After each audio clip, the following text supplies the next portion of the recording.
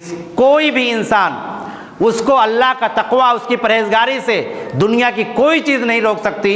यही दीन का मेयार है और यही दीन का तकादा है, और इसीलिए हम और आप मुसलमान हुए हैं।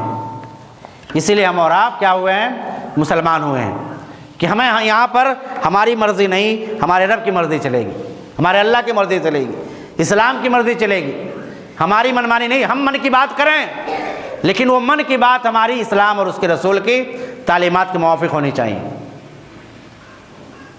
अल्लाह के रसूल सल्लल्लाहु अलैहि वसल्लम से मोहब्बत का जो मेयार है, क्या मेयार है? आम तौर पर दुनिया में जिससे भी मोहब्बत की जाती है, आम तौर पर उन मोहब्बतों को हम 3 हिस्सों में बांट सकते हैं: अकली मोहब्बत,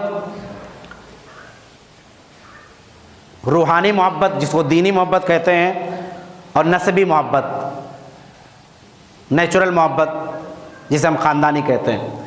अल्लाह के रसूल सल्लल्लाहु अलैहि वसल्लम